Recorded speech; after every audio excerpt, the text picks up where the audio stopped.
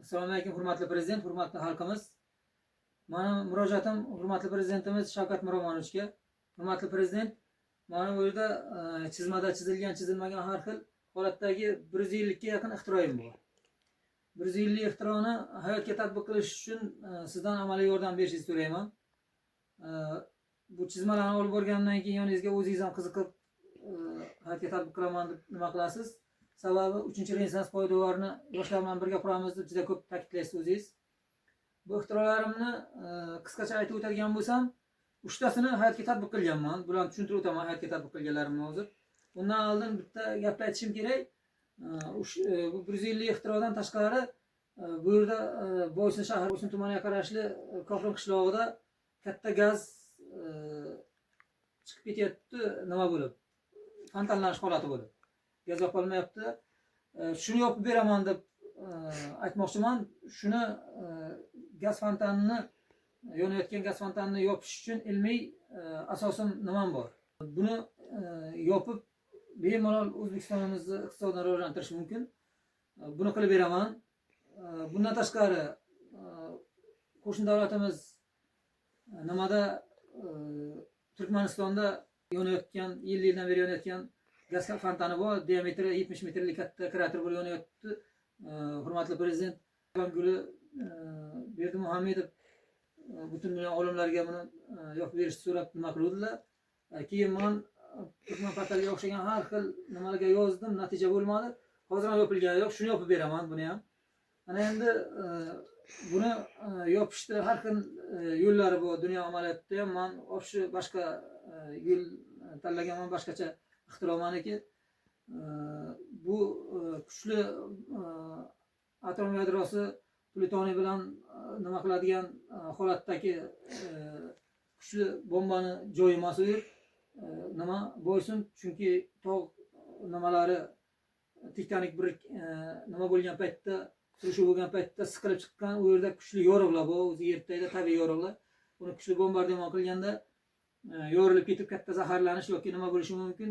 Uni ikkinchi mavzu, uni darajali uni o'zingizga tushuntirib nima qilaman, batafsil aytmayman hozir. Keyin bundan tashqari 3ta nimadan tashqari energetika bo'yicha juda katta ixtirolarim bor. Energetika bo'yicha 4 ta yo'nalishda, har bitta yo'nalishda ham juda ko'p ixtirolarim bor. Gidroenergetika, dunyo amaliyotida bo'lgan gidroenergetik tizimlardan tashqari ishlab chiqarish, generatsiyadan tashqari yangicha ixtirolarim.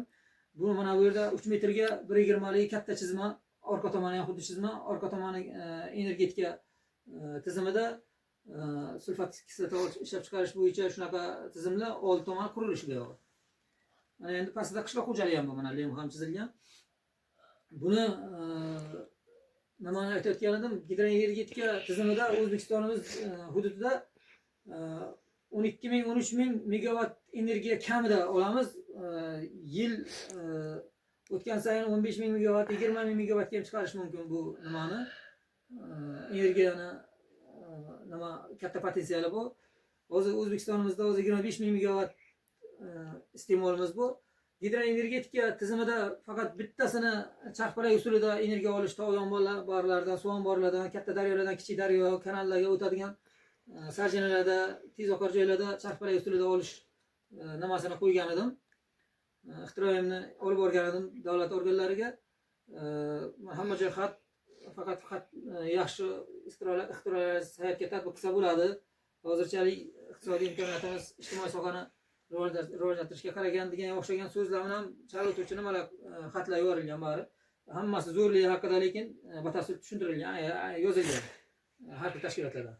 Mana endi gidroenergetika bo'yicha juda katta potensialimiz bor. Buni o'sha yangi Toshkent hududidagi Chirchiq, Qorasuv daryolarida qurilyapti. Burada qilishimiz mumkin. Bu suv nima kanallarida, Anhor kanallarida, katta O'zbekistonda daryo kanallarida, tog' yomg'irlarida har xil joylarda qilishimiz mumkin. Bu juda katta potensial. Bu dunyoda yo'q narsa, bu narsalarni qilamiz. Undan tashqari shamol energetika bo'yicha dunyoda takrorlanmaydigan shamol energetik quvvatlarini oshiradigan ixtirolarim bor. Uni qilishimiz kerak. Undan tashqari gaz energetika, mana Boysundan, Qoraqalpoqdan katta gaz zaxiralarimiz chiqdi. shu gazlar kondan chiqib zavodga qarab katta tezlikdan bo'lyapti. Shu 800 lik, 1000 lik, 500 lik turbanishiga o'sha diametriga qarab, gaz tezligiga qarab o'shanga mos generator, lopsli generator joylashtiriladi. Bu generatorlar ichkarida, tashqarida ishlaydigan holat, har xil holatda ishlaydigan generatorlarni 3 xil holatda chizganman buni ham. Nimani gazda hech qanday yoqmaymiz. Hech qanaqa quvurishda keladigan gaz yonmaydi, faqat generatorda tok ishlab o'tib ketadi. Ana endi hamma ishlarim, energetik ixtirolarim hech qanday gaz yoqmasdan 100% toza yashil energetika, hech qanday uglevodorod xomashyolar, neft, gaz, mazut, ko'mir bunaqa narsalar yoqilmaydi, faqat toza energetika. Barqaror 100% toza ham barqaror, doimiy energiya beradigan turlar. Quyosh paneliga o'xshab quyosh bo'lmaganda energiya bermay, kechasi energiya bermay, shamol bo'lmaganda energiya bermaydigan emas. 100% doimiy energiya beradigan turlari. Bularni hayotga tatbiq qilish natijasida O'zbekistonimizga 15-16 ming megawatt shu kecha kunduzda ishni boshlab 3 yilda, uzog'idan 5 yilda shu darajaga chiqadigan energiya olishimiz mumkin. Hozir mana gidroenergetika tizimidagi mavjud energiyamiz 5 ming megawattga ham bormaydi. Katta 15 ming megawatt energiyamiz pastda 12 ming, 15 ming megawatt energiyani gaz yoqish orqali teslada olamiz. U davlatimiz uchun katta iqtisodiy zarar. Bor resurslarimizni gazlarni yoqib tugatsak, bu turishda yana 15-20 yildan keyin juda ahvol og'ir holatga kelmasligi uchun uglevodorod xomashyolar doimiy dunyo uchun kerak, kelajak holatga ham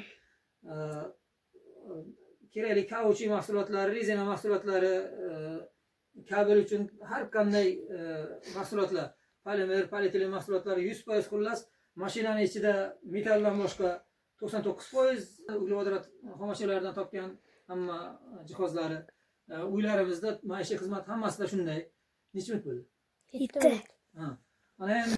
Mana bular energetika bo'yicha chizmalar. Mana shu chizmani ikki tarafi ham to'liq chizma va tafsil yozganman. Men Iskandarov o'qitanman. 4 nafar farzandim bor, oliy ma'lumotli emasman. 11-sinfni tugatganman faqat hayit bayramlari.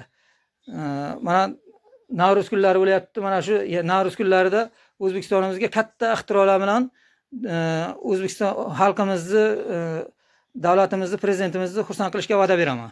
Hammaga rahmat. Mana Eshotbekdan Shohjahonga ham rahmat. Ikki polvonga ham, yigitda bilan malades. Rahmat. Instagramga qisqaroq video bo'lish kerak.